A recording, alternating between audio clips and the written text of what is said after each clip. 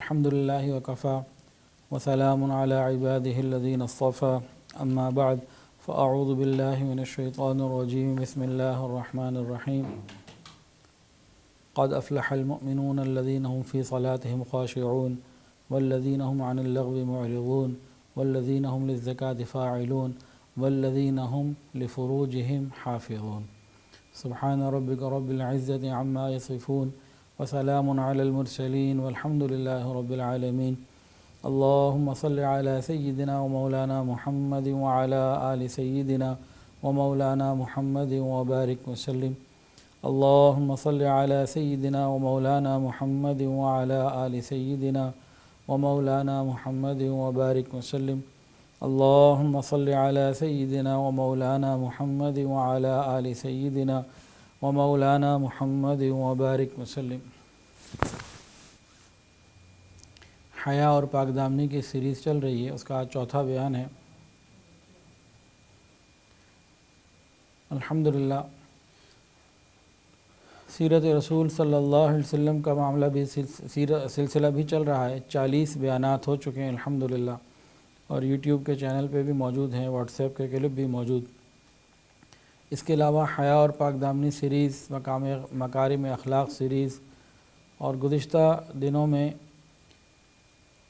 قصص القرآن سیریز بھی الحمدللہ ہو چکی ہے۔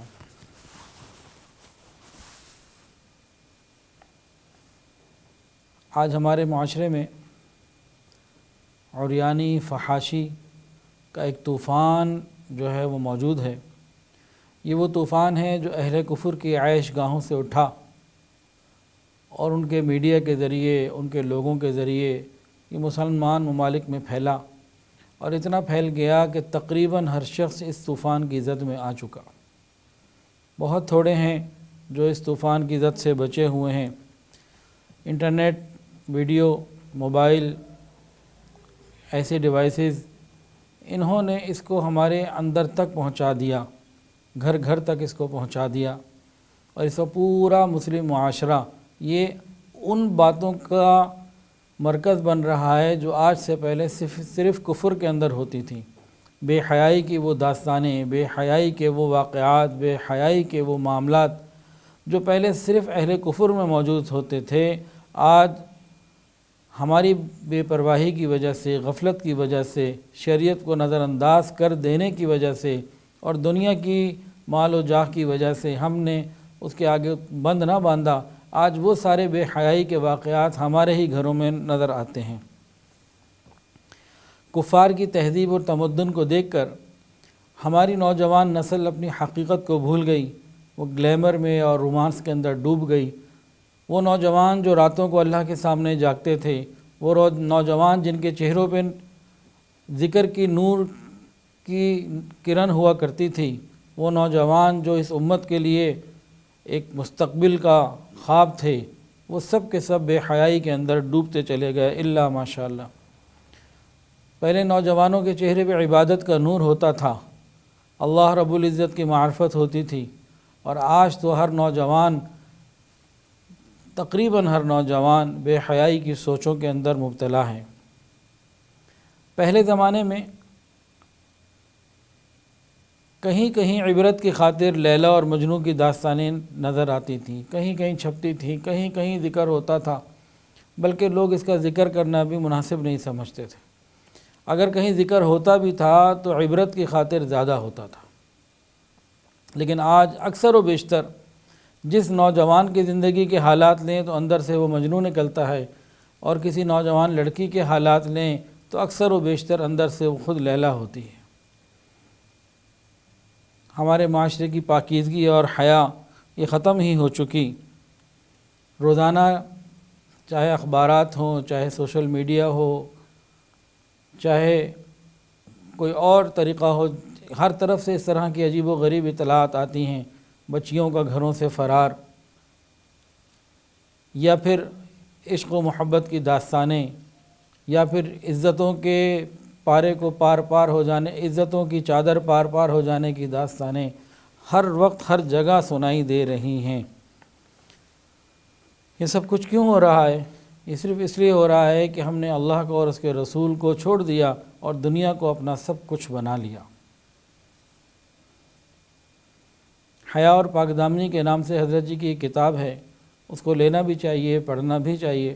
حضرت جی اس کتاب میں لکھتے ہیں کہ اس کتاب کے لکھنے کے 3 بڑے مقاصد ہیں۔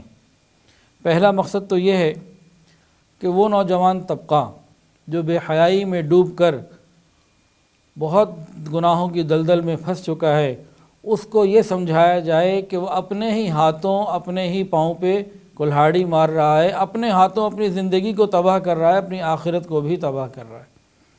اس کو اس احساس ضیاء کا احساس دلایا جائے اور اس کو توبہ کا راستہ دکھایا جائے اور نیکی تقوی کی منزل اس کو دکھائی جائے اور اس راستے پہ اس کو چلایا جائے، فکر مند کیا جائے۔ پہلا مقصد تو یہ لکھا حضرت جی نے۔ چند سال پرانی بات ہے، ایک خاتون کا فون آیا، وہ کسی کو ایجوکیشن میں پڑھنے جاتی تھیں، تو وہاں کسی کے ساتھ غلط تعلق ہو گیا۔ باپ یا بھائی چھوڑنے بھی آتے اور لینے بھی آتے، اب اس سے زیادہ اور وہ کر بھی کچھ نہیں سکتے تھے۔ اب جب وہ وہاں تعلیم کے لیے پڑھنے پڑھانے کے لیے جاتی تھی تو اس کا کہنا یہ تھا کہ تقریباً روزانہ ہی گناہ میں ملوث ہو کے گھر جاتی تھی۔ پھر اس کو خیال آیا توبہ کا، تو کہتی تھی کہ جہاں جہاں میں گئی، جس سے کہا، مجھے ہر ایک نے کہا تیرے لیے سوائے جہنم کے اور کچھ نہیں رہا۔ پھر خیر اس کا رابطہ مجھ سے ہوا، تو پھر اس کو توبہ کے بارے میں بتایا، توبہ طائب ہوئی، اس کے بعد الحمدللہ اس نے پاک دامنی کی زندگی گزاری۔ تو گناہوں میں پڑے ہوئوں کو امید کا راستہ دکھانا، صحیح راستہ بتا دینا، یہ بھی آج کی بہت بڑی ضرورت ہے، ورنہ فائدہ اٹھانے والے تو بہت ہیں، صحیح راستہ دکھا دینے والے تھوڑے ہیں۔ مایوس کرنے والے بھی بہت ہیں، اللہ تک پہنچانے والے تھوڑے ہیں۔ کسی کی کمزوری سے اس کو بلیک میل کر کے اپنا کسی بھی قسم کا نفع اٹھانے والے تو بہت ہیں، لیکن اللہ کی خاطر اس کو اللہ کی طرف لے جانے والے تھوڑے ہیں۔ تو ان نوجوانوں کو جو اس دلدل میں ڈوبے ہوئے ہیں، ان کو نکالنے کے لیے، اچھا دیکھیں، ایک ہوتا ہے پھنسا ہوا اور ایک ہوتا ہے دھنسا ہوا۔ جب انسان کسی دلدل میں دھنس جائے تو نکالنے والے کے بغیر نکلنا ممکن نہیں ہوتا۔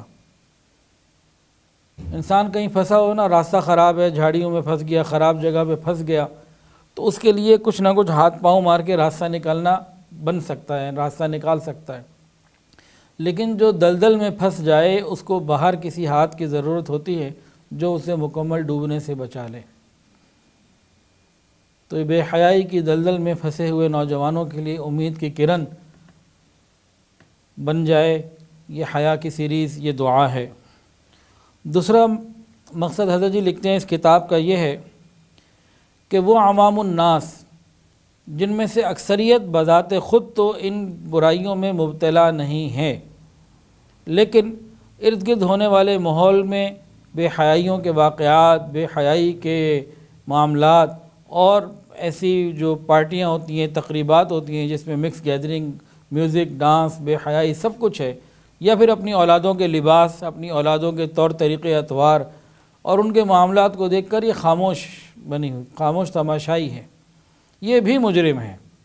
خاموش رہنا یہ بھی مجرم ہے۔ ان کو بھی چاہیے کہ حیا اور پاک دامنی کی تعلیمات پر خود بھی عمل کریں اور اوروں کو بھی اس کی تعلیم دیں اور اپنے گھروں کے ماحول کو پاکیزہ بنائیں، نہیں تو یہ آنے والا وقت اور زیادہ بے حیائی کے طوفان کو لے کر آ رہا ہے۔ بہت سارے شریف لوگ ہمارے معاشرے میں ایسے بھی ہیں جو تھوڑی بہت بے حیائی میں منہ مارنا جو ہے نا، یہ شرافت کے خلاف نہیں سمجھتے۔ ان کی شرافت بھی ختم نہیں ہوتی، باقی بھی رہتی ہے، اور تھوڑی بہت کی گنجائش وہ اپنے اندر رکھتے ہیں۔ تو ان کے سامنے بھی معاشرے کی کچھ حقیقتیں سامنے آئیں اور احساس کی آنکھ کھلے اور وہ بھی فکر مند ہوں کہ تصویر کا اصل رخ تو وہ دیکھیں، ہوا جا کدھر رہی ہے، ہو کیا رہا ہے۔ تو تمام لوگوں کی ذمہ داری ہے، پورے معاشرے کی ذمہ داری ہے کہ حیا اور پاک دامنی کے لیے کچھ فکر مند ہو، ورنہ بے حیائی کا طوفان ہماری بہت بڑی تعداد کو تو غرق کر چکا ہے، جو کچھ رہ گئے ان کی حفاظت ضروری ہے، اور جو ڈوب چکے ہیں ان کو نکالنا ضروری ہے۔ تیسرا بڑا مقصد اس کتاب کا یہ ہے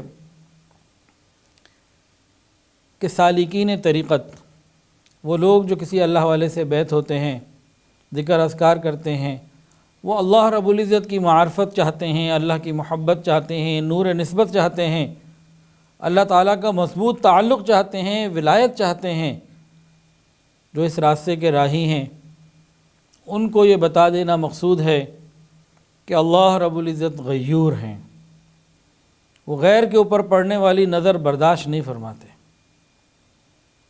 تو سالکین کو تو اور زیادہ نگاہوں کی حفاظت کی اور اپنے اعمال میں حیا کو لانے کی ضرورت ہے کہ اگر وہ اللہ رب العزت کا حقیقی وصل چاہتے ہیں، اللہ تعالیٰ کا پکا مضبوط تعلق چاہتے ہیں، تو پھر غیر اللہ سے نظریں ہٹانی پڑیں گی۔ حیا ایمان کا ایک حصہ ہے۔ حیا کسے کہتے ہیں؟ گزشتہ بیان میں بتایا گیا، حیا ایک ایسی صفت اور کیفیت کا نام ہے جو انسان کو برے کاموں کے کرنے سے روک دیتی ہے۔ حیا کس چیز سے روکتی ہے؟ اچھے کاموں سے یا برے کاموں سے؟ برے کاموں سے روکتی ہے۔ حیا، امام راغب رحمۃ اللہ علیہ جو حیا کی تعریف فرمائی ہے وہ یہی ہے کہ حیا انسان کو برے کاموں کے کرنے سے روکتی ہے۔ اور ہمارے یہاں کتنے نوجوان ایسے ہیں، ان سے پوچھو بھی سر پہ ٹوپی کیوں نہیں ہے؟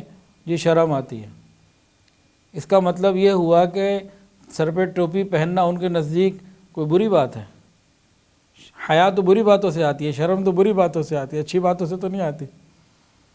کتنی عورتیں ایسی ہیں پردہ کیوں نہیں کرتی؟ بھئی شرم آتی ہیں۔ یعنی سوچ الٹی ہو گئی، ہماری تو کھوپڑی الٹی ہو گئی۔ ایک مرتبہ نبی علیہ الصلوۃ والسلام نے دیکھا، ایک انصاری صحابی ہیں اور اپنے بھائی کو سمجھا رہے ہیں کہ زیادہ شرم نہ کیا کر، اتنی بھی شرم کی کوئی بات نہیں ہوتی، کوئی ضرورت نہیں ہے، اس طرح کی کوئی بات فرما رہے تھے۔ نبی علیہ السلام نے جب یہ دیکھا تو ان کو منع کیا، کہا چھوڑ دو اس کو، حیا تو ایمان میں سے ہے، ایمان کا شعبہ ہے، ایمان ہے۔ ایک صحابی اپنے بھائی کو کہہ رہے تھے اتنی حیا کی بھی ضرورت نہیں ہے، تو نبی علیہ السلام نے ان کو منع کر دیا، کیا کہہ رہے ہو تم، خاموش ہو جاؤ، حیا کی تو ضرورت ہے، اس کی تلقین کی ضرورت ہے۔ حیا کی وجہ سے انسان کے قول اور فعل میں، شخصیت میں ایک نکھار اور ایک وقار پیدا ہو جاتا ہے، ایک کشش آ جاتی ہے، اور وہ اللہ رب العزت کے ہاں مقبول بن جاتا ہے۔ حضرت موسیٰ علیہ السلام جب مدین پہنچے اور وہ 2 لڑکیاں تھیں، ان کو پانی وغیرہ پلایا، جانوروں کو جو معاملہ تھا ان کا پورا ہو گیا، اب یہ ایک بیٹھے ہوئے ایک جگہ پہ، تو ان دونوں میں سے ایک آئی، فجاءت احداہما تمشی علی استحیاء،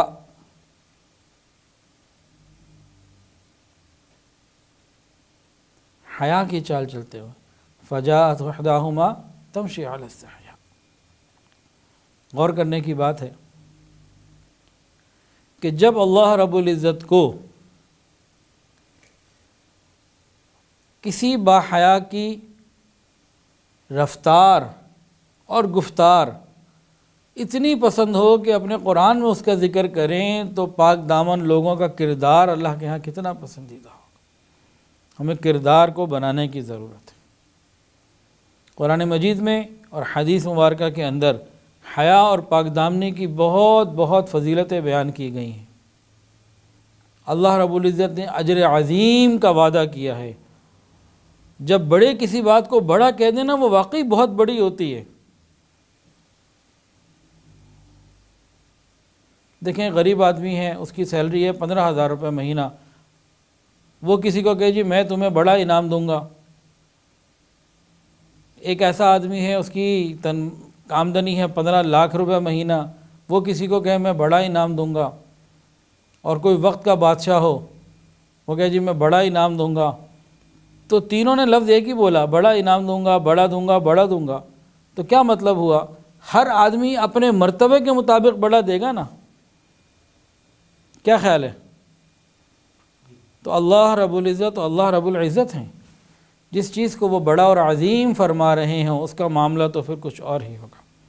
تو حیا اور پاک دامنی والوں کو عظیم اجر کا وعدہ قرآن مجید میں، والحافظین فروجہم والحافظات والذاکرین اللہ کثیرا والذاکرات اعد اللہ لہم مغفرہ اعد اللہ لہم مغفرہ واجرا عظیما۔ عظیم اجر کا وعدہ اللہ فرما رہے ہیں، ان کو ثواب بھی ملے گا اور مغفرت بھی ملے گی۔ ثواب سے مراد کیا ہے؟ ذرا سنیں، دنیا اور آخرت کی برکتیں ان کو ملیں گی، دنیا کی برکتیں اور آخرت کی نعمتیں، یہ ثواب۔ مغفرت سے کیا مراد ہے؟ بہت ہی عجیب نقطہ لکھا ہے، فرمایا کہ پاک دامن بندے کی مغفرت کا معاملہ ایسے ہوگا کہ اس کی پاک دامنی کی صفت کی وجہ سے اللہ باقی دوسرے گناہوں سے چشم پوشی فرما لیں گے اور اس کو معاف کر دیں گے۔ اس کی سادہ سی مثال یوں بھی لی جا سکتی ہے کہ کسی اسکول میں، کالج میں، مدرسے میں کوئی اسٹوڈنٹ ہو جو بہت لائق فائق ہو، پڑھائی میں بہت اچھا ہو، تو پڑھائی میں اچھا ہونے کی وجہ سے پتہ کیا ہوتا ہے؟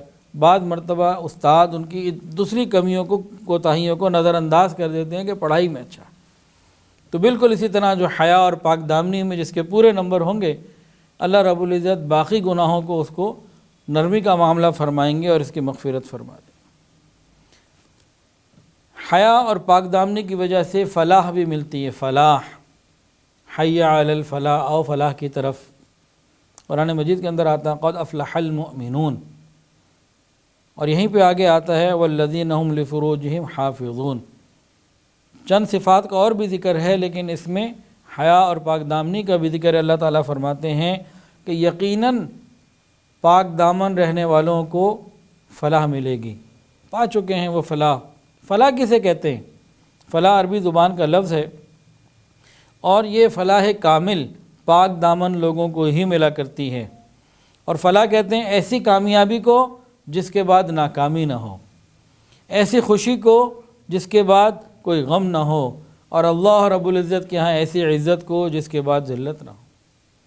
دیکھیں دنیا کے اندر انسان زندگی گزارتا ہے تو کبھی کامیابی ملتی ہے، کبھی ناکام بھی ہوتا ہے، کبھی خوشی ملتی ہے، کبھی غمی بھی ملتی ہے، حالات بدلتے بدلتے رہتے ہیں، لیکن ایک وقت آتا ہے پاک دامن لوگوں کو اللہ فلاح کامل عطا فرما دیتے ہیں۔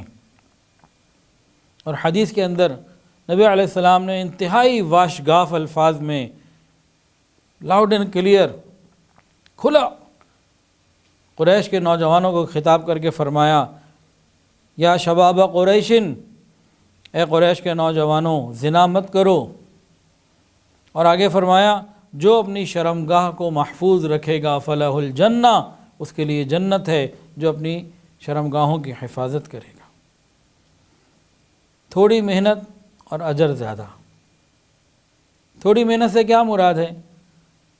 کہ جو اندر طوفان اٹھتے ہیں نا، شہوت کے اور بے حیائی کے اور اس طرح کی سوچوں کے، اس پہ انسان اگر تھوڑا سا قابو پا لے، 10 20 50 سال کی بات ہے، پھر چیزیں ٹھنڈی پڑی جاتی ہیں، لیکن آخرت کی ہمیشہ ہمیشہ کی کامیابی۔ اور یہاں اگر اس نے اپنے ان اٹھتے ہوئے طوفانوں پہ قابو نہ پایا تو پھر قیامت کے دن جہنم میں لاکھوں سال جلنا پڑے، کروڑوں جلنا پڑے، اربوں جلنا پڑے، کوئی پتہ نہیں۔ تو محنت تھوڑی اور اجر زیادہ۔ نثار فتحی فرماتے ہیں نور میں ہو یا نار میں رہنا، نور میں ہو یا نار میں رہنا، ہر جگہ ذکر یار میں رہنا۔ چند جھونکے خزاں کے بس سہ لو، چند جھونکے خزاں کے بس سہ لو، پھر ہمیشہ بہار میں رہنا۔ دنیا میں فرمایا کہ نور میں رہنا ہو یا نار میں رہنا، یعنی آسانیوں میں رہنا ہو سکون کے اندر، یا دنیا کی تکلیفوں اور غموں اور آزمائشوں میں رہنا، یہ چند خزاں کے جھونکے ہیں، یہ گزر ہی جائیں گے، موت آ ہی جائے گی، پھر آگے بہار ہی بہار ہے۔ پاک دامن لوگوں کے لیے آگے بہار ہی بہار ہے۔ اللہ تعالی ہم سب کو حیا اور پاک دامنی والی زندگی عطا فرمائے، اور اسی حیا اور پاک دامنی پر موت بھی عطا فرمائے۔ پاک دامن لوگوں کا دنیا میں بھی اکرام ہے، اور قیامت کے دن بھی ان کا اکرام ہے۔ اور یہ پاک دامنی اسلام کی بنیادی تعلیمات کا حصہ ہے، اسلام کی بنیادی بیسکس تعلیمات کا حصہ ہے۔ اس کی دلیل ایک اور لیجئے، روم کا ایک بادشاہ تھا ہرقل، اس کے پاس حضرت ابو سفیان رضی اللہ تعالیٰ عنہ تشریف لے گئے، لیکن اس وقت تک آپ مسلمان نہیں ہوئے تھے، اور اس وقت آپ بہت بڑے دشمن اسلام تھے اور مسلمانوں کے خلاف غزوہ احد میں آئے، کتنی جنگوں میں آئے، غزوہ بدر میں بھی آئے، لیکن غزوہ بدر میں سردار ابو جہل تھا قریش مکہ کا، تو بعد میں ابو جہل کے مرنے کے بعد قریش مکہ کے سردار یہ بنے۔ تو مسلمانوں کے بہت بڑے دشمن تھے اس وقت۔ تو قیصر روم نے ان سے ایک سوال پوچھا کہ جن نبی کا تذکرہ ہو رہا ہے وہ تمہیں کس چیز کی تعلیم دیتے ہیں؟ یہ بخاری شریف کی روایت ہے۔ تو انہوں نے ایک غیر مسلم سیدھے سادے الفاظ میں تعلیمات نبوی کا خلاصہ ایک بادشاہ کے دربار میں پیش کر رہا ہے۔ تو جچے تلے الفاظ ہوتے ہیں نا، کیلکولیٹڈ، تو انہوں نے کیا بتایا؟ یأمرون بالصلاۃ والصدق والعفاف والصلہ، 4 باتیں بتائیں کہ وہ ہمیں نماز کی، سچائی کی، پاک دامنی کی اور صلہ رحمی کی تعلیم دیتے ہیں۔ گویا کہ پاک دامنی یہ اسلام کی بنیادی تعلیمات میں سے ہے۔ سبحان اللہ۔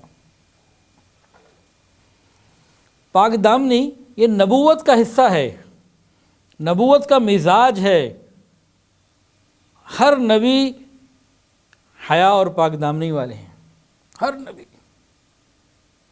بلکہ اللہ رب العزت نے انبیاء کی پاک دامنی کی حفاظت کیسے عجیب طریقے سے کی ہے کہ رسول اللہ صلی اللہ علیہ وسلم نے ارشاد فرمایا کہ نبی علیہ السلام کا جو نور تھا نا، وہ تو اماں حوا کے اندر رکھ دیا گیا تھا، اور وہاں سے پہنچا نبی علیہ السلام کی والدہ ماجدہ تک۔ فرمایا کہ پوری نسل میں کوئی ایک عورت بھی ایسی نہ تھی جو زانیہ ہو، اتنی حفاظت۔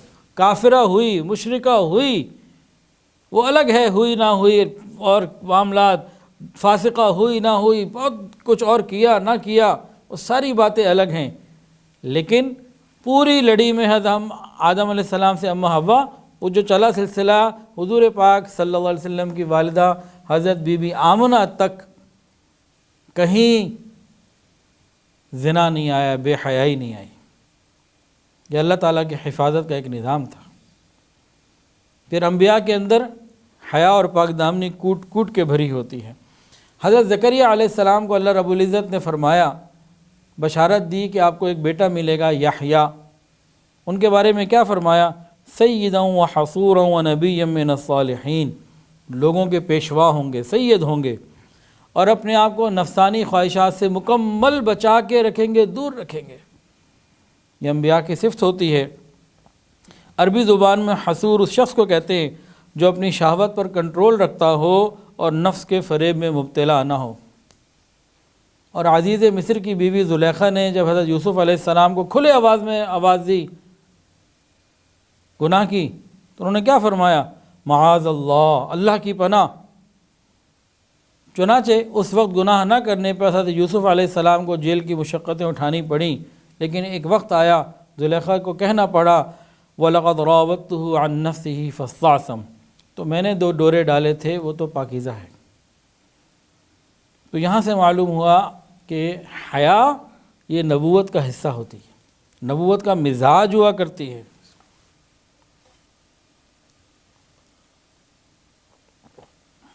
اب نبوت کے بعد ہے ولایت۔ نبوت کا دروازہ تو رسول اللہ صلی اللہ علیہ وسلم پر بند ہو گیا۔ رسول اللہ صلی اللہ علیہ وسلم آخری نبی، آپ کے بعد کوئی نبی نہیں، قیامت تک کے لیے نبوت آپ کی ہے اب۔ لیکن ولایت کا درجہ پچھلی امتوں میں بھی تھا، اس امت میں بھی ہے اور قیامت تک رہے گا۔ ولیوں کے بارے میں قرآن مجید میں بتایا کہ جو اللہ کے نیک بندے ہوتے ہیں، عباد الرحمن ہوتے ہیں، ولا یزنون، وہ زنا نہیں کرتے، وہ بے حیائی کے کام نہیں کرتے۔ اس سے یہ معلوم ہوا کہ اولیاء اللہ یہ والی کام نہیں کرتے۔ تو ہر بیت ہونے والا، ہر سالک، اس کو چاہیے کہ پرہیزگاری اور استقامت کی زندگی اختیار کرے۔ پرہیزگاری پر، استقامت ہی کی بنیاد پر آگے ولایت ملتی ہے اور بندہ اولیاء اللہ کے زمرے میں شامل ہو جاتا ہے، اس صف میں آ جاتا ہے۔ جو اولیاء اللہ ہوتے ہیں نا، اللہ ان لوگوں کو اپنی حفاظت میں لے لیتے ہیں اور کبیرہ گناہوں سے بچا لیتے ہیں۔ بھئی دوستی کا تقاضا بھی تو یہی ہے نا کہ دوست کو پھر ڈوبنے سے بچا لیا جائے، پھر اللہ تعالیٰ کی رحمت کا تقاضا بھی یہی ہے کہ وہ اپنے پیاروں کو اس طرح کے ایک عمل میں جانے سے بچا لیتے ہیں۔ ایک مثال سادہ سی ہے کہ اللہ والوں کے دل کی کیفیت کیا ہوتی ہے اور کیا معاملہ ہوتا ہے، ذرا اس کو سمجھیں۔ دیکھیں، ایک کوئی لاوارث بچی تھی، بے سہارا تھی، یتیم تھی۔ وقت کے بادشاہ نے اس کو اپنا لیا، اس سے نکاح کر لیا، اس کو اچھے لباس، اچھی خوراک، اچھا گھر، ہر نعمت اسے مل گئی۔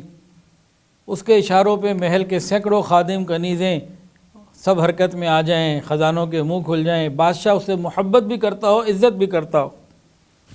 ایسی کیفیت میں جب یہ ملکہ بن کے زندگی گزار رہی ہو، تو اگر اسی محل کا کوئی بد شکل، بدبودار بھنگی، گندے کپڑے والا، وہ اس بادشاہ کو، اس ملکہ کو اپنی طرف بلائے، جبکہ بادشاہ بھی اس وقت دیکھ رہا ہو، کیا یہ عورت اس بھنگی کی طرف کبھی بھی توجہ کرے گی؟ کبھی بھی توجہ نہیں کرے گی۔ بالکل یہی حال اولیاء اللہ کا ہوتا ہے کہ اللہ کی نظروں کے سامنے ہوتے ہیں، اللہ رب العزت کی بے شمار نعمت، احسانات اور الطاف کریمانہ ان کے دلوں کے اوپر مسلسل نزول ہو رہا ہوتا ہے، یا اللہ رب العزت کی مدد کو اپنی آنکھوں سے دیکھ رہے ہوتے ہیں۔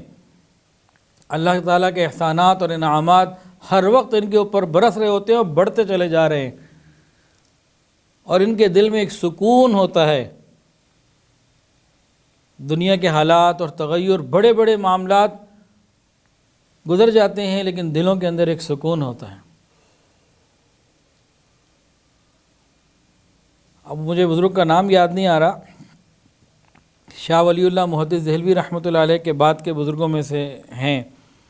تو دہلی کے بادشاہ جمعے میں ان کے مسجد میں بیان میں بھی ہوتے، تو بادشاہ بھی ان کا بیان سنا کرتے، شاہی رائل فیملی بھی۔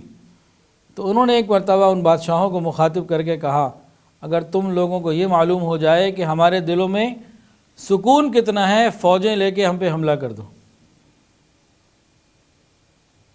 تو جن کے دلوں کے اندر یہ کیفیت ہوتی ہے، وہ پھر مالک حقیقی کو ناراض کرنے کا خطرہ مول نہیں لیتے۔ تو اولیاء اللہ جو ہوتے ہیں، اولیاء کاملین، یہ اس قسم کی بے حیائیوں سے بہت دور ہوتے ہیں۔ ذرا واقعات بھی ساتھ ساتھ سن لیجئے۔ حضرت سلیمان بن یسار رحمۃ اللہ علیہ ایک مشہور محدث ہیں۔ ایک مرتبہ حج کے سفر پہ روانہ ہوئے تو راستے میں کہیں کوئی ویرانہ تھا، پڑاؤ ڈالنا پڑا، خیمہ لگ گیا۔ تو کچھ ساتھی تھے، انہوں نے کہا جی ہم ذرا کام سے باہر جاتے ہیں، کچھ کھانے پینے کی چیزیں یا کیا لینے گئے۔ انہوں نے کہا ٹھیک ہے بھائی آپ لوگ جاؤ، میں اس خیمے میں اکیلا ہوں، انتظار کروں گا۔ وہ لوگ چلے گئے۔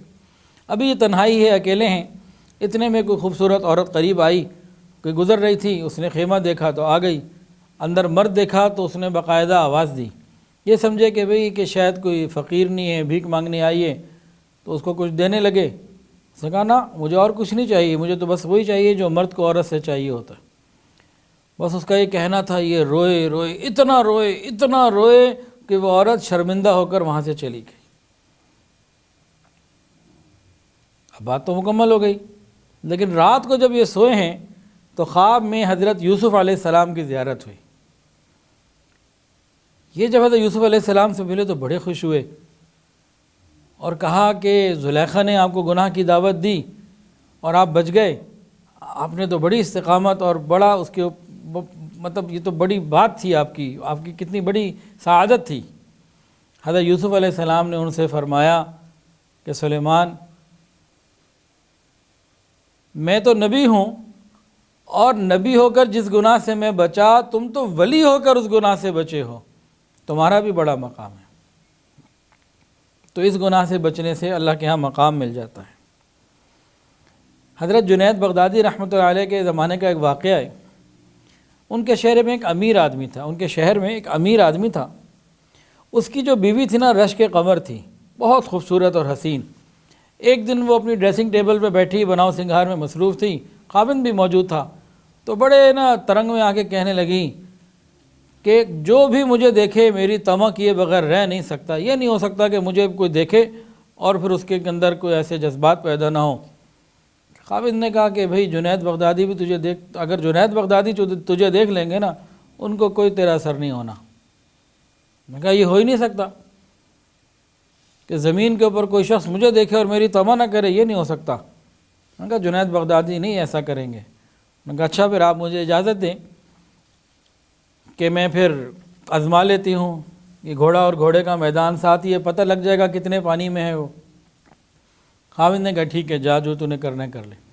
اب یہ بن سنور کے خوب تیار ہو کے گئی، مسئلہ پوچھنے گئی تھی کوئی شریعت کا، اور مسئلہ پوچھتے پوچھتے اس نے اپنے چہرے سے پردہ ہٹا لیا، اور جنید بغدادی رحمۃ اللہ علیہ کی اچانک نظر اس کے اوپر پڑی۔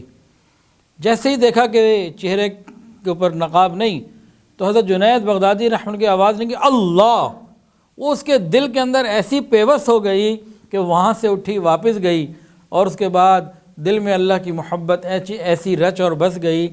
اب وہ سارا دن ذکر اذکار قرآن پڑھتی اور ساری رات تہجد پڑھتی، مصلی پہ کھڑی رہتی۔ اس کا خاوند کہنے لگا کہ جنید بغدادی کا میں نے کیا بگاڑا تھا، میری بیوی میرے کام کی نہیں رہی، میں نے ان کا کیا بگاڑ دیا تھا۔ تو یہ اللہ رب العزت کی مدد ہوتی ہے۔ ہمارے سلسلہ عالیہ کے ایک بزرگ گزرے حضرت خواجہ بایزید بسطامی رحمۃ اللہ علیہ، وہ فرمایا کرتے تھے اپنا واقعہ کہ جب سے نور نسبت میرے سینے کے اندر اترا ہے، اندر سے اتنی ٹھنڈک ہے اور اتنا اللہ تعالیٰ کی رحمت ہے، مجھے عورت اور دیوار کا فرق بھی اب محسوس نہیں ہوتا۔ تو یہ اولیاء کاملین کی حالت ہوا کرتی ہے۔ ہاں اگر بتقاضۂ بشریت ان سے کبھی کوئی گناہ ہو جائے، کچھ ایسے واقعات ہیں اکا دکا، کیونکہ اہل اللہ فرشتے نہیں ہوتے، یہ رہتے انسان ہی ہیں، کبھی گناہ ہو سکتا ہے لیکن گناہ پہ اصرار نہیں کرتے، جمے نہیں رہتے، پھر ایسی توبہ کرتے ہیں، ایسی توبہ کرتے ہیں کہ پچھلے گناہ اور زندگی کی غلطیاں وہ اور زیادہ عبادت اور نیکی کا بڑھنے کا ذریعہ بن جاتی ہیں۔ تو کبھی ایسا ہو جاتا ہے، لیکن وہ لاکھوں کروڑوں میں ایک آدھ کوئی واقعہ ہوتا ہے۔ تو اصول یہی ہے کہ ولی اللہ بدکاری پر جمع نہیں رہ سکتا، اور بدکاری پر جمع رہنے والا ولی اللہ بن نہیں سکتا جب تک کہ توبہ نہ کر لے۔ اصول کیا ہے کہ ولی اللہ بدکاری پر جمع نہیں رہ سکتا، اور بدکاری پر جمع رہنے والا ولی اللہ نہیں ہوتا۔ ہو سکتا والی بات نہیں ہے کہ بدکاری پہ جو جمع ہوا ہے یہ ولی اللہ نہیں ہوتا۔ ہاں توبہ طائب ہو جائے، استغفار کر لے، تو پھر بڑے بڑے ایسے لوگ جنہوں نے گناہوں کے اندر بھی بہت بڑے بڑے گناہ کیے، پھر بعد میں جب وہ اللہ کی نظروں میں آئے، محبت کی نگاہ پڑی تو بدل گئے۔ جنید بغدادی رحمۃ اللہ علیہ یہ تو ایک پہلوان تھے، پھر اللہ نے اولیاء کا پہلوان بنا دیا۔ فضیل بن عیاض رحمۃ اللہ ڈاکو تھے، ڈاکوؤں کے سردار تھے، ایسی توبہ کی اللہ نے اولیاء کا سردار بنا دیا۔ اسی طرح بعض اولیاء کے ایسے واقعات ہیں کہ ساری رات غیر محرم سے ملاقات کے ڈیٹ کے انتظار میں تھے، ڈیٹ اور جگہ طے کر کے ساری رات اس کے انتظار میں رہے، بڑے بڑے نام، لیکن بعد میں توبہ کی تو اللہ نے بہت بڑا مقام عطا کر دیا۔ تو ولی اللہ گناہ پہ جمع نہیں رہتا، غلطی ہو جائے تو واپس آ جاتا ہے، لیکن اس طرح کے واقعات بہت کم ہوتے ہیں۔ لیکن ہمارا مزاج ہے کہ بس اس قسم کا کوئی واقعہ ملے تو اسی کو پھیلا دو۔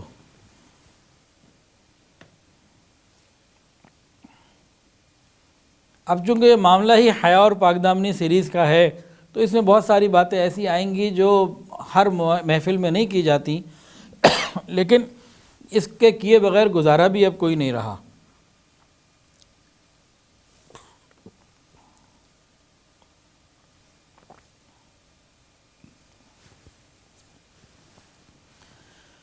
حضرت خواجہ بہاؤالدین نقشبند بخاری رحمۃ اللہ علیہ، ان سے کسی نے پوچھا حضرت انسان بالغ کب ہوتا ہے؟ انسان کب بالغ ہوتا ہے؟ انہوں نے پوچھا شریعت کا بالغ یا طریقت کا بالغ؟ کیا مطلب؟ اچھا آپ دونوں ہی بتا دیں کہ شریعت کا بالغ کب ہوتا ہے اور طریقت کا بالغ کب ہوتا ہے۔ تو انہوں نے فرمایا، سمجھایا کہ دیکھو شریعت کا بالغ تو تب ہوتا ہے جب منی اس کے اندر سے نکلے، اور طریقت کا بالغ تب ہوتا ہے جب وہ منی سے نکل جائے، یعنی شہوت کے گناہوں سے، سوچوں سے، ان چیزوں سے وہ نکل جائے، طریقت میں وہ تب بالغ ہوتا ہے۔ اب ہم سوچ لیں کتنا عرصہ ہو گیا ہمیں بیت ہوئے ذکر اذکار معمولات مراقبہ کرتے ہوئے، اور اگر پھر بھی ایسی سوچیں ہمارے اندر ابھی بھی ہیں تو طریقت میں ہم بالغ ابھی نہیں ہیں۔ تو شریعت کا بالغ ہونا اور طریقت کا بالغ ہونا ہمارے بزرگوں نے اس کو بھی سمجھا دیا۔ اس سے معلوم ہوا کہ نور ولایت جب اندر آ جاتا ہے پھر اندر ایک سکون کی کیفیت ہوتی ہے۔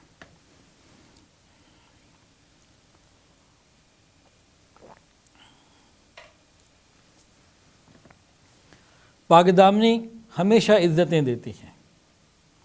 حضرت یوسف علیہ السلام کا واقعہ بہترین ہے۔ بھائیوں نے کنویں میں ڈال دیا، بکتے بکاتے عزیز مصر کے ہاں پہنچے، وہاں وقت کی ملکہ نے گناہ کے لیے بلایا، پکارا، ان کا میں تو اللہ سے ڈرتا ہوں۔ پھر مشقتیں اٹھائیں، تکلیفیں اٹھائیں، بہرحال ایک ایسا وقت آیا کہ ان کی پاک دامنی اور تقوی کے اوپر اور صبر کے اوپر اللہ رب العزت نے ان کو خزانوں کا مالک بنا دیا۔ ان کے ماں باپ نے، بھائیوں نے انہیں سجدہ کیا۔ یہ سب عظمتیں اللہ رب العزت نے عطا فرمائیں۔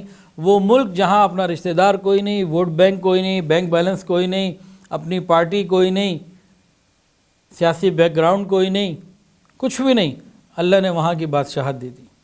کیوں؟ تقوی، صبر، پاک دامنی۔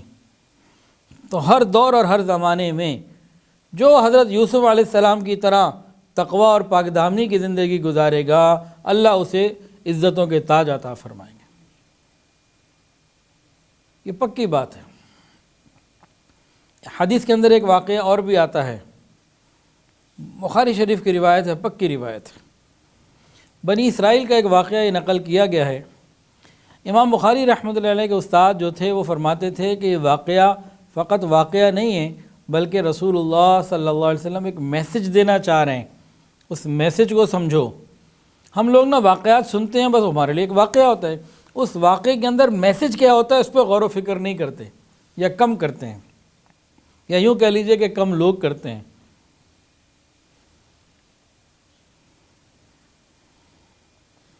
نبی علیہ الصلوۃ والسلام نے ارشاد فرمایا کہ بنی اسرائیل کا واقعہ ہے، 3 لوگ کہیں جا رہے تھے، راستے میں سخت بارش شروع ہو گئی، اندھیری رات تھی، تو انہوں نے غار میں پناہ لے لی، غار کے اندر چھپ گئے کہ ذرا موسم بہتر ہوگا تو پھر ہم اپنا سفر شروع کرتے۔ طوفانی بارش تھی، ہوائیں بھی یقیناً چل رہی ہوں گی، تو جناب ہوا کیا، اللہ کے حکم سے ایک بہت بڑی چٹان آئی اور غار کے دہانے کے اوپر آ کے فٹ ہو گئی۔ وہ اتنی بڑی تھی کہ تینوں پورا زور بھی لگاتے تو اس کو ہٹا نہیں سکتے تھے۔ اب تو ان کو موت جو ہے نا مسکراتی ہوئی سامنے نظر آ رہی تھی۔ موبائل فون نہیں، کسی کو اطلاع نہیں کر سکتے، اور ایسی کوئی چیز نہیں کہ اس کو ہٹا سکیں۔ اب بے بسی کا عالم ہے، کچھ کھانے پینے کو کتنے دن چل جائے گا۔ تو اتنی بے بسی کے عالم میں ان لوگوں نے پتہ ہے کیا فیصلہ کیا، وہ ایک مشکلات کی غار میں پھنس گئے تھے جہاں موت انہیں نظر آ رہی تھی، ان کے بھی بیوی بچے، خاندان پیچھے سب کچھ ہوگا نا۔ تو ایک ایسی غار میں پھنس گئے جہاں کوئی راستہ نہ تھا، جیسے کہتے ہیں بند گلی میں لے آئے۔ بند گلی میں جو بھی آج بھی جو بند گلی میں پھنس جائے، نبی علیہ السلام نے یہ واقعہ اس کو سنایا ہے۔ آج بھی کوئی بندہ اپنے آپ کو محسوس کرے کہ میں پھنس گیا ہوں، کوئی راستہ نہیں ہے، آقا صلی اللہ علیہ وسلم نے یہ واقعہ اس کے لیے سنایا ہے، یہ میسج ہے اس کے لیے۔ یہ واقعہ ہم نے بہت دفعہ سنا ہوگا، ایک دفعہ نہیں سنا ہوگا، بہت دفعہ سنا ہوگا۔ کیا واقعہ ہے؟ جب انہیں پتہ لگ گیا نا ہم ایسی جگہ پر آ گئے، اب تو سوائے موت کے کچھ نہ رہا اسباب کے درجے میں، تو پھر مسبب الاسباب کی طرف توجہ ہوئی کہ وہی اگر ہٹا دے تو ہٹا دے، باقی تو نہ ہم باہر کسی سے کہہ سکتے ہیں نہ خود کر سکتے۔ پھر انہوں نے کیا کیا؟ ایک بہترین فیصلہ کیا۔ انہوں نے کہا ایسا کرو، اللہ سے دعا مانگو اور اپنا وہ عمل جو اللہ کے لیے کیا ہو، میسج اللہ سے دعا کرو اور اپنا وہ عمل اللہ کے آگے پیش کرو جو اللہ کے لیے کیا ہو۔ یہ میسج ہے۔ پھر پہلے نے ہاتھ کھڑے کیے تو مانگا، یا اللہ میں نے اپنے ماں باپ کی بہت خدمت کی ہے۔ جب گھر جاتا تھا، گھر جب پہنچتا تھا بچے بھوکے ہوتے تھے، میں پہلے ماں باپ کو کھلاتا تھا، بعد میں اپنے بچوں کو کھلاتا تھا۔ یا اللہ تو جانتا ہے ایک دفعہ ایسا ہوا کہ مجھے دیر ہو گئی پہنچتے ہوئے، پیچھے بچے سو گئے، ماں باپ سو گئے۔ یا اللہ تو جانتا ہے کہ ایک دفعہ ایسا ہوا کہ جب میں اپنے گھر پہنچا تو مجھے دیر ہو چکی تھی، ماں باپ سو چکے تھے، بچے جاگ بھی رہے تھے، بھوکے بھی تھے۔ انہوں نے مانگا، میں نے ان کو نہیں دیا، میں نے دودھ کا پیالہ بھرا، ماں باپ کے سرہانے کھڑا ہو گیا کہ یہ بھی تو بھوکے ہیں، پہلے ان کو کھلاؤں گا بعد میں اپنے بچوں کو کھلاؤں گا۔ ماں باپ کو اٹھایا اس لیے نہیں کہ نیند کھل گئی، آنکھ کھل گئی تو دوبارہ نیند آنا مشکل۔ بچوں کو کھلایا اس لیے نہیں کہ پہلے ماں باپ کو کھلانا ہے، اور خود بھی نہ سویا، ساری رات جاگتا رہا۔ جب ماں باپ کی اپنی خود آنکھ کھلی تب میں نے پہلے ان کو پیش کیا، بعد میں اپنی اولاد کو پیش کیا۔ یا اللہ اگر یہ کوئی عمل تیرے ہاں قبول ہے تو اس راستے کو کھول دے۔ تو کچھ وہ چٹان ہل گئی اور کچھ تھوڑا سا راستہ بن گیا، لیکن باہر نہیں جا سکتے تھے۔ انہوں نے کیا پیش کیا؟ تنگ گلی بند گلی سے نکلنے کے لیے اپنا وہ عمل جو اللہ کے لیے پیش کیا تھا، یعنی ماں باپ کی خدمت، اخلاق پیش کیے۔ نماز روزہ حج زکوٰۃ نہیں پیش کی، لوگوں کے ساتھ اخلاق پیش کیے، صلہ رحمی۔ دوسرا آگے آیا، یا اللہ تو جانتا ہے کہ میری ایک کزن ہے اور مجھے اس سے بڑی محبت، اور میں چاہتا تھا کہ اس کے ساتھ گناہ کروں، اس کو کہتا رہتا تھا لیکن وہ مانتی نہ تھی۔ ایک دن انتہائی حالات سے مجبور ہو کر، غربت سے مجبور ہو کر وہ میرے پاس آئی کہ میری کچھ مدد کر دے۔ میں نے اس کو کہا ٹھیک ہے میں تمہاری مدد کرتا ہوں، یہ پیسے دیتا ہوں، لیکن تم نے میری یہ خواہش پوری کرنی ہے، یہ خواہش پوری کرو تو پھر میں تمہاری مدد کرتا ہوں، ورنہ چلی جاؤ یہاں سے۔ وہ اتنی مجبور تھی کہ وہ نہ چاہنے کے باوجود بھی حالات کی وجہ سے مجبور ہو کر میرے ساتھ گناہ کے لیے تیار ہو گئی۔ اور جب وہ موقع آیا کہ میں اس کے قریب جانے لگا تو اس نے مجھے کہا خدا سے ڈر، میں نے ایسا گناہ کبھی نہ کیا، ایسا معاملہ مت کر۔ تو یا اللہ میرے دل میں آپ کا خوف آیا اور میں نے اسے چھوڑ دیا۔ تو یا اللہ اگر یہ کوئی عمل آپ کے ہاں قبول ہے تو پھر دروازہ کر یہ غار کا راستہ کھول دیجئے۔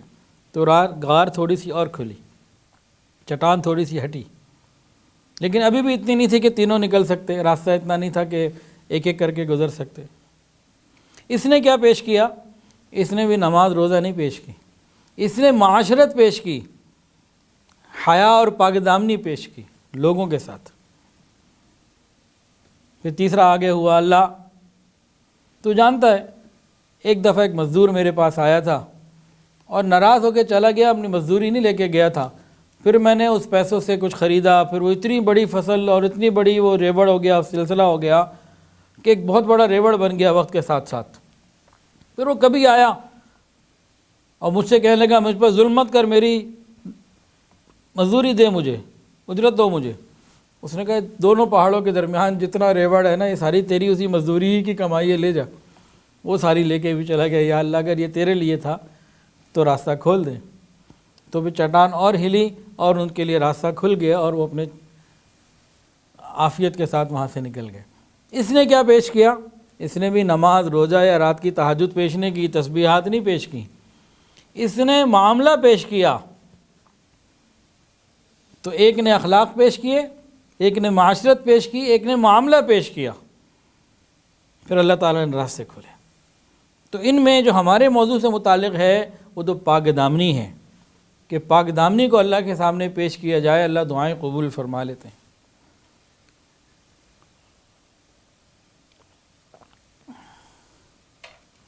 تو تو امام بخاری رحمۃ اللہ کے استاد علی المدینی رحمۃ اللہ علیہ فرماتے ہیں کہ یہ صرف واقعہ نہیں ہے، نبی علیہ السلام اپنی امت کو میسج دینا چاہ رہے ہیں کہ اگر تم کسی بند راستے میں چلے جاؤ، بند گلی میں پھنس جاؤ، تو پھر لوگوں کے ساتھ کیے ہوئے اچھے معاملات اور اخلاق اور کردار یہ رب کے حضور پیش کرو۔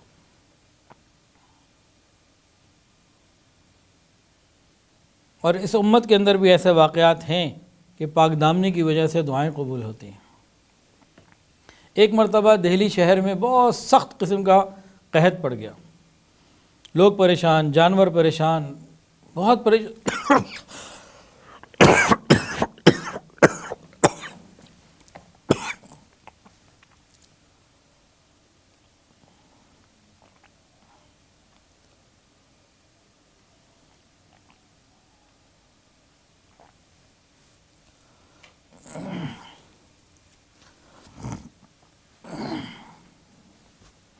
ایک مرتبہ دہلی شہر میں قحط پڑا، اتنا زیادہ قحط تھا کہ انسان بھی پریشان اور حیوان بھی۔ پھر اہل شہر نے علماء سے مشورہ کیا اور سب نے کہا کہ ابھی شہر سے باہر نکل کر نماز استسقاء ادا کی جائے، اور تکلیف اتنی زیادہ ہے صرف مرد نہ نکلیں، مرد بھی نکلیں، عورتیں بھی نکلیں، بچوں کو بھی لے لیں، اپنے گھروں سے جانوروں کو بھی لے لیں، سب جا کے اللہ کے حضور کھڑے ہوں تو اللہ کی رحمت جلدی متوجہ ہونے کی امید ہے۔ یہ آئے، نماز استسقاء ادا کی، دعا مانگ رہے ہیں، گھنٹوں گزر گئے، ظہر کا وقت آ گیا، کوئی بادل کا نشان نہیں۔ جتنا وقت گزرتا جائے بچوں کا رو رو کے برا حال، اور بچوں کے شور سے پھر مائیں پریشان، اور پورا ایک عجیب سا سما تھا، سب پریشانی کے عالم میں، اور آسمان کے اوپر بادل نام کی کوئی چیز نہیں، کوئی ٹھنڈی ہوا نہیں، اور سورج اپنی آگ برسا رہا ہے۔ یہ مجمع اسی طرح تھا۔ اتنے میں وہاں ایک نوجوان گزرا، اس نے اونٹ کی مہار پکڑی ہوئی تھی، اور اونٹ کے اوپر جو ہے کوئی باپردہ عورت بیٹھی ہوئی تھی۔ اس نے دیکھا اتنے لوگ آج یہاں کیوں کھڑے ہیں؟ نوجوان آیا، پوچھا تو اسے کیفیت معلوم ہوئی کہ وہ سب نماز استسقاء کے لیے آئے ہوئے ہیں اور دعائیں کر رہے ہیں، صبح سے ابھی تک کوئی کا حل نہیں نکل رہا۔ تو وہ نوجوان واپس گیا اور اونٹ کے اوپر جو عورت بیٹھی ہوئی تھی نا، اس کی چادر کا ایک کونا اس نے پکڑا اور ہاتھ دعا کے لیے بلند کیے۔ ابھی اس نے دعا کے لیے ہاتھ پھیرے ہی تھے مکمل کر کے کہ آسمان کے اوپر حالات بدلنے شروع ہو گئے، ہواؤں میں خنکیاں آنا شروع ہو گئی اور بادلوں کے آثار نظر آنے لگ گئے، ایک ماحول بننے لگ گیا۔ تو جو وقت کے علماء تھے انہوں نے ابھی تو دیکھا تھا اس نوجوان کو اور اس کے سوال کو اور واپس جانے کو، وہ دوڑے اس کے پاس گئے، اے نوجوان تو کیسا مستجاب الدعوات ہے، کیا تو نے یہ عمل کیا ہے؟ ہم تو اتنے لوگ صبح سے دعائیں کر رہے ہیں، کیا کیا ہے تو نے؟ کیا مانگا ہے؟ کیسے کیا تو نے؟ اس نے کہا بھئی میری تو اپنی ذاتی کوئی بات نہیں، اونٹ کے اوپر جو عورت بیٹھی ہے باپردہ، یہ میری والدہ ہے، اونٹ کے اوپر جو عورت بیٹھی ہے یہ میری ماں ہے، میری والدہ ہے۔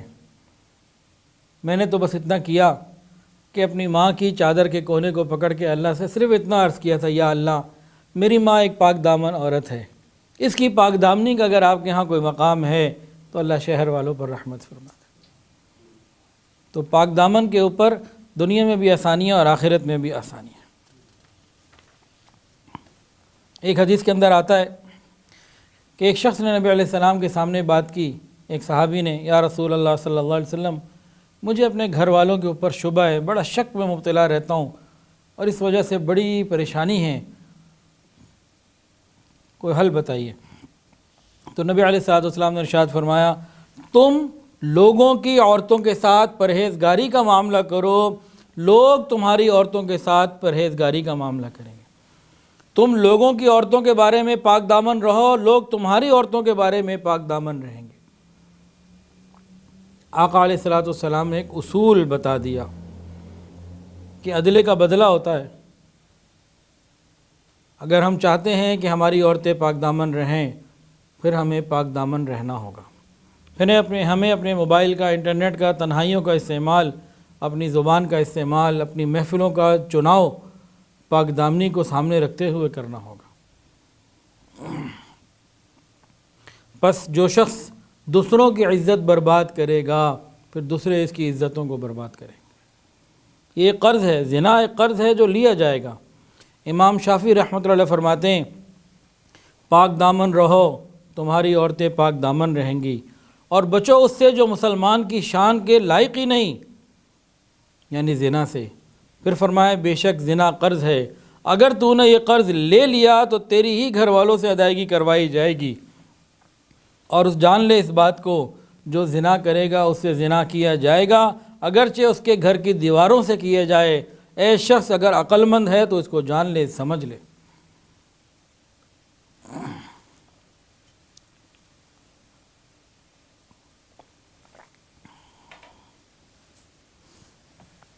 تفسیر روح البیان، اس میں ایک واقعہ لکھا ہوا ہے کہ بخارا شہر میں ایک جولر کی دکان تھی،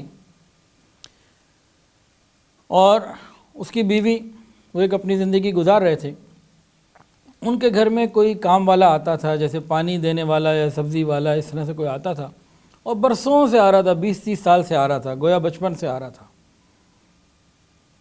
ایک دن یہ جولر اپنی دکان بند کر کے جب گھر پہنچا تو دیکھا کہ سامنے بیوی بیٹھی ہے اور رو رہی ہے۔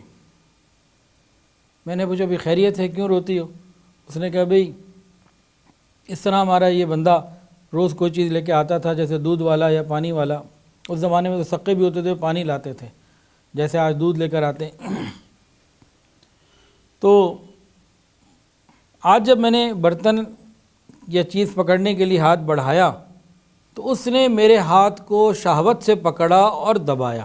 عورت محسوس کر لیتی ہے، نگاہوں کو بھی اور قدموں کو بھی اور انداز کو بھی۔ تو میں تو اس لیے پریشان ہوں اور رو رہی ہوں کہ اس کے اوپر اتنا اطمینان اور اعتماد تھا، اور برسوں کا ایک تعلق تھا، دنیا سے تو حیا اٹھ گئی، میں اس لیے رو رہی ہوں۔ جب بیوی سے یہ بات سنی، اب اس جیولر نے، سونار نے رونا شروع کر دیا، اب یہ رو رہا ہے۔ بیوی نے پوچھا آپ کیوں روتے ہیں؟ اس نے کہا بھئی بات اصل میں یہ ہے کہ آج میں دکان پہ بیٹھا ہوا تھا، کوئی عورت آئی تھی اور اس نے مجھ سے چوڑیاں لیں، پھر اس نے کہا چوڑیاں مجھے پہنا بھی دو۔ جب میں نے اسے پہنائیں تو میں نے شہوت کے نیت کے ساتھ اس کے ہاتھوں کو دبایا، میں نے وہاں غیر محرم کو دبایا شہوت کے ساتھ، یہاں میرے ساتھ یہ معاملہ ہو گیا۔ پھر اس جولر نے فوری طور پر توبہ ہوا، توبہ طائب کی، اللہ سے خوب معافیاں مانگی رو رو کے۔ پھر اگلے دن کیا ہوا؟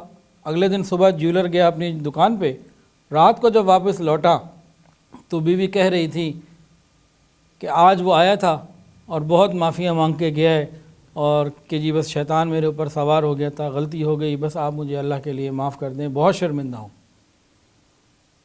ادھر مرد نے غیر محرم کا ہاتھ دبایا، اس کے گھر میں ہاتھ دبایا گیا، ادھر مرد نے توبہ، سچی توبہ کی، ادھر سے غیروں نے توبہ کی۔ یہ تفسیر روح البیان میں واقعہ موجود ہے۔ اسی طرح تفسیر روح المعانی میں بھی اس قسم کا ایک واقعہ ملتا جلتا موجود ہے۔ ایک وقت کے بادشاہ کے سامنے ایک عالم نے ذکر کیا یہی کہ یہ جو گناہ ہے نا، یہ قرض ہے، کسی نہ کسی سے لیا جاتا ہے۔ اس نے کہا اچھا میں اس کو چیک کرتا ہوں۔ تو اس نے اپنی جوان العمر جو بیٹی تھی، شہزادی خوبصورت تھی، اس کو کہا دیکھو عام عوام کے کپڑے پہنو، شہزادی والے نہیں، اور ذرا شہر کا پورا چکر لگا کے آؤ، اور ذرا چہرہ آج کھلا رکھنا، اور جو کچھ جہاں تمہارے ساتھ ہو اس کی پوری رپورٹ مجھے واپس آ کے دینا۔ بیٹی نے باپ کی بات مانی اور شہزادی نے عام کپڑے پہنے اور چل پڑی۔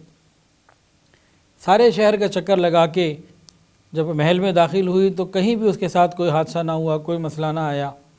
محل میں جب داخل ہوئی، اپنے کمرے میں جانے کا سوچ ہی رہی تھی کہ محل کے اندر سے کوئی خادم دوڑتا ہوا آیا، اور اس نے اس کو محل کی ملازمہ ہی سمجھا اور قریب ہو کے اس کے گلے لگا، اس کو ایک بوسہ دیا اور فوراً کہیں بھاگ گیا۔ ابھی شہزادی اندر گئی، پھر اپنے باپ کو ملی اور پورا ماجرا سنایا کہ بھرے شہر میں کہیں کچھ نہ ہوا، کسی نے نگاہ بھی نہ اٹھا کے دیکھا، حالانکہ جوان العمر بھی تھی اور چہرے کو اس نے اس دن کھلا بھی رکھا تھا، اور گھر میں یہ معاملہ ہوا۔ اب بادشاہ رو پڑا۔ پھر بادشاہ نے ان عالم کو بتایا کہ یہ بات صحیح ہے، میں نے اس کا تجربہ کر لیا ہے، کہ زندگی بھر میں نے نگاہوں کی حفاظت کی گھر سے باہر نکل کے، ہاں ایک مرتبہ مجھ سے غلطی ضرور ہوئی تھی جس پہ میں نے سچے دل سے توبہ بھی نہیں کی تھی، بھول گیا تھا بلکہ کر کے، کہ ایک مرتبہ محل میں کوئی کنیز سی تو اس کو میں نے گلے لگایا تھا اور ایک بوسہ دیا تھا، آج وہ میری اولاد کے ساتھ پورا ہو گیا معاملہ۔ تو یہ تو ایک قرض ہے۔ نبی علیہ السلام نے فرمایا تم پاک دامن رہو گے، دوسروں کی عورتوں سے محفوظ رہو گے، ان کو اپنے سے محفوظ رکھو گے، تمہاری عورتیں بھی محفوظ رہیں گی۔ تو عدلے کا بدلہ ہے، ٹیٹ فار ٹیٹ ہے، جیسی کرنی ویسی بھرنی۔ رہ گئی بات اگر کسی سے کوئی غلطی ہو چکی ہے تو اس کے لیے توبہ کا دروازہ کھلا ہے، انسان دنیا میں سچی پکی توبہ کرے، آئندہ نیکی تقوی کی پرہیزگاری کی زندگی گزارے تاکہ دنیا میں قصاص یعنی بدلے سے بچے اور آخرت میں عذاب سے بچے۔ راستے کھلے ہیں۔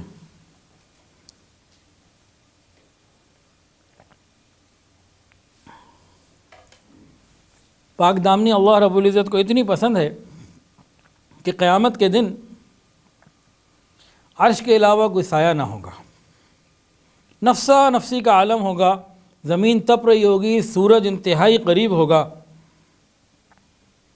اس نفسا نفسی کے عالم میں کچھ خوش نصیب ایسے ہیں جنہیں اللہ اپنے عرش کا سایہ عطا فرمائیں گے، اور ان کے اندر ایک ایسا نوجوان بھی ہوگا، ایک ایسی نوجوان عورت بھی ہوگی، ایسا نوجوان مرد بھی ہوگا جن کو کسی نے گناہ کے لیے پکارا ہوگا، دعوت دی ہوگی، ان کو میسج آیا ہوگا، ٹویٹ آیا ہوگا، واٹس ایپ پہ میسج آیا ہوگا، ای میل آئی ہوگی، کال آئی ہوگی، ان کو کسی نہ کسی طریقے سے گناہ کی دعوت ملی ہوگی، اور انہوں نے کہا ہوگا میں اللہ سے ڈرتا ہوں۔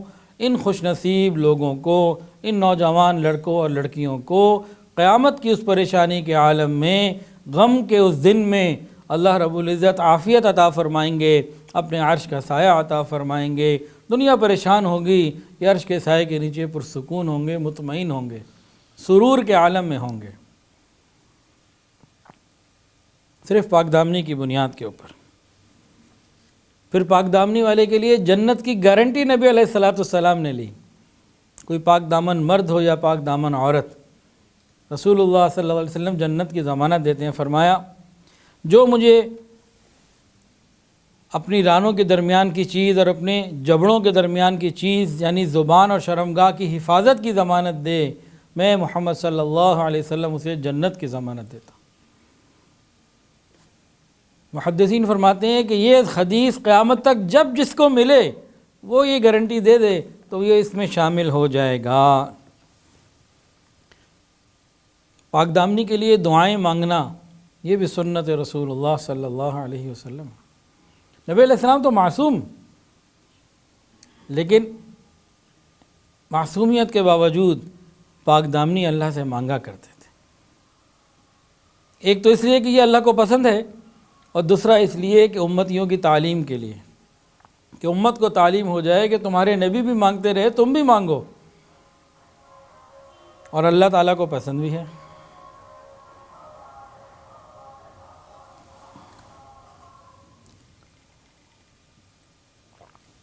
تو ہمیں بھی اپنی دعاؤں میں پاک دامنی مانگنی چاہیے۔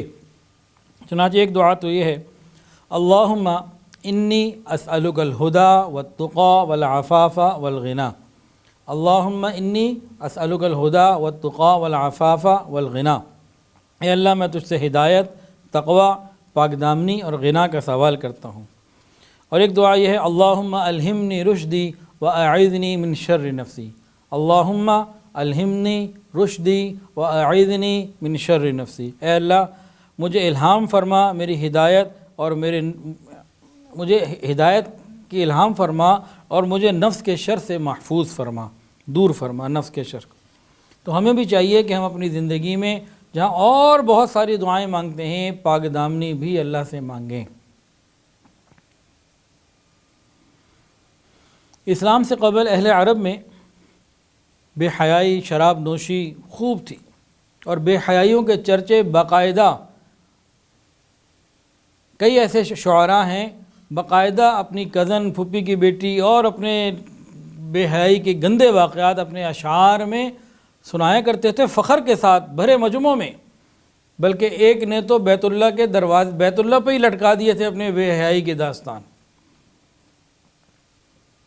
یہ وہ منظر تھا جس کو بیان کرنا اور سوچنا سمجھنا آج سے 10-20 سال پہلے کسی کے لیے بھی بہت مشکل تھا کہ آخر یہ کیسے ہو سکتا ہے کہ بندہ اتنا بے حیا، اتنا بے غیرت، اتنا ذلیل، اتنا نیچا ہو جائے، حیا بالکل ہی ختم ہو جائے کہ اپنی بے حیائی کی داستانیں کھلے عام لوگوں کو بتاتا پھرے۔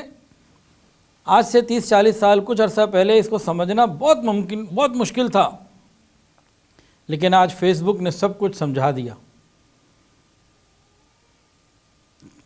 کہ اسلام سے پہلے عرب کے قبائل جس طرح بے حیائیوں کے اوپر فخر محسوس کرتے تھے، آج ہم بھی اسی طرح ٹک ٹاک ہو یا فیس بک ہو یا سوشل میڈیا کے کسی بھی پلیٹ فارم کے ذریعے ہم اپنی بے حیائیوں کو بھرپور طریقے سے انجوائے کرتے ہیں۔ آج سے 30-40 سال پہلے بات سمجھنا سمجھانا ممکن نہیں تھا کہ ایام جاہلیت، دور جاہلیت کی مثال ہمارے زمانے میں ہم اپنی آنکھوں سے دیکھ رہے ہیں۔ تاہم رسول اللہ صلی اللہ علیہ وسلم کی مبارک صحبت نے ان لوگوں کے دلوں کو بدل دیا۔ کئی واقعات ہیں۔ ایک صحابی حضرت مرثد رضی اللہ تعالیٰ عنہ، ان کو کچھ ذمہ داری دی گئی تھی کہ مکہ کے غریب جو لوگ ہیں، جو ہجرت کے لیے پریشانی ان کو ہو رہی ہے، ان کو ذرا سپورٹ کریں۔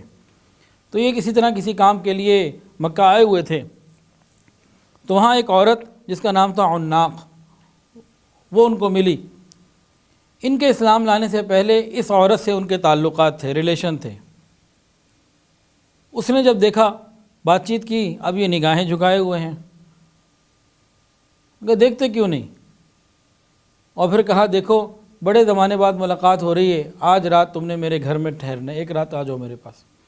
انہوں نے کہا نہیں، اب اسلام میں لا چکا، وقت بدل گیا ہے، اب یہ چیزیں ہمارے یہاں جائز نہیں، میں نہیں آ سکتا۔ اور جانا چاہا۔ اس نے کہا دیکھو اگر میری بات نہ مانی، میں شور مچاؤں گی، ابھی کفار مکہ کو اطلاع ہوگی، وہ تمہیں پکڑ کے لے جائیں گے۔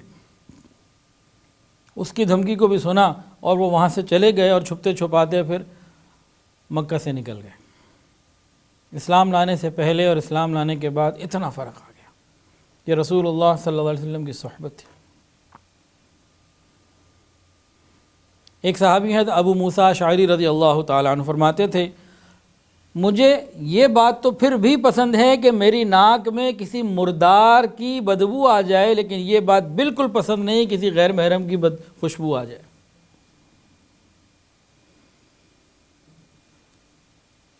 صحابہ کی، تابعین کی تربیت ایسی ہو گئی تھی۔ ایک دفعہ کا واقعہ ہے کہ مسلمانوں کا ایک لشکر خلافت راشدہ کے کسی دور میں عیسائیوں کے کسی علاقے سے گزرا۔ علاقہ فتح کر چکے تھے، شہر سے گزرنا تھا۔ تو اس وقت کے عیسائیوں نے بھی یہی کیا جو آج کے کر رہے ہیں، جو پہلے بھی ہوتا رہا، آگے واقعات آئیں گے، بلعام باعور کا واقعہ بھی آئے گا۔ تو کیا کیا کہ اپنی عورتوں کو بنا سوار کر آگے کھڑا کر دیا۔ جب جو لشکر کے سردار تھے انہوں نے جب دیکھا کہ ادھر تو راستے میں دونوں طرف انہوں نے لڑکیاں کھڑی کر دی ہیں، تو انہوں نے قرآن مجید کی ایک آیت پڑھی، قُل لِّلْمُؤْمِنِينَ يَغُضُّوا مِنْ أَبْصَارِهِمْ، مومنین مردوں سے کہہ دیجئے کہ اپنی نگاہوں کو جھکا لیں۔ پورے لشکر نے صرف ایک آواز سن کے یہ آیت کا حصہ سن کے آنکھیں جھکا لیں۔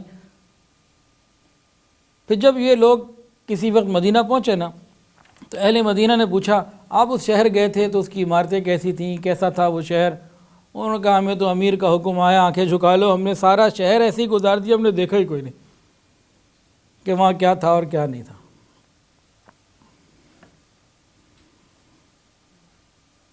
تو نبی علیہ السلام کی صحبت، صحابہ نے ایسے پاک دامنی کو اختیار کیا، پھر تابعین نے صحابہ کی صحبت میں رہ کے پاک دامنی کو اختیار کیا۔ آج ہم چاہتے تو ہیں، بہت فون آتے ہیں، جو کچھ فون میں اطلاعات آتی ہیں وہ میں آپ کو سنا نہیں سکتا، وہ سناؤں تو آپ دوبارہ ادھر کبھی نہیں کہیں گے کون سا بے حیا بے غیرت آدمی بٹھا دیا، کیا سنا رہی ہے، ہمارے ارد گرد جو ہو رہا ہے، اتنی معاملات ہیں، نہیں بیان نہیں کر سکتا میں جو کچھ ہو رہا ہے۔ تو اکثر و بیشتر کیا ہوتا ہے جی، کچھ پڑھنے کو بتا دیں، کچھ دعا کر دیں۔ بھئی دعا بھی ضروری ہے، پڑھنا بھی ٹھیک ہے، یہ ساری باتیں مانتے ہیں ہم، اس کا اقرار ہے، انکار نہیں ہے، لیکن اصل تو اپنے گھر کے ماحول کو بھی ٹھیک کرنے کی ضرورت ہے، کسی نیک محفل میں بھی آنے کی ضرورت ہے، اس کے بغیر کام پورا نہیں ہوتا، کچھ کرنا بھی پڑتا ہے۔ پھر قرآن مجید میں دیکھیے سورہ ممتحنہ میں اللہ رب العزت نے نبی علیہ السلام کو حکم دیا کہ ان عورتوں کو بیعت کیجئے۔ کس بات کے اوپر بیعت کیجئے؟ ولا یزنین ولا یقتلن اولادہن، کہ یہ زنا نہیں کریں گی، اپنی اولاد کو قتل نہیں کریں گی، کسی بہتان نہیں باندھیں گی۔ تو مفسرین بعض فرماتے ہیں یہاں قتل اولاد سے مراد حمل کا گرانا ہے، اور افتراء سے مراد اپنی ناجائز اولاد کو کسی غلط طرف منسوب کرنا ہے۔ اگر یہ مراد لی جائے ولا یقتلن اولادہن، تو ہمارے معاشرے میں اس کے اوپر بھی ایسی داستانیں ہیں کہ جو بیان کرنا مشکل ہے۔ چند دن پہلے ایک کیس سامنے آ بھی گیا کہ وہ بچی اس عمل میں اس کا انتقال ہی ہو گیا، اور جو اس کا بوائے فرینڈ تھا وہ چھوڑ کے بھاگ گیا۔ اگر خاوند ہوتا اور مس کیریج ہو جاتا تو کبھی چھوڑ کے نہ بھاگتا، لیکن حرام تعلق تھی، حرام موت وہ مری۔ باقی اللہ مغفرت فرمائے، مسلمان تو بہرحال گناہ گار ہو، مسلمان ایمان تو ہے، لیکن پورے خاندان میں رسوائی کا ذریعہ تو بن گئی نا۔ وہ بوڑھا باپ جس نے قرضہ لے کر پیسے بھیجے تھے، پیسے تو انہوں نے اس لیے مانگے تھے نا کہ جی تعلیم کے لیے چاہیے، لیکن وہاں تو کچھ اور سلسلے تھے۔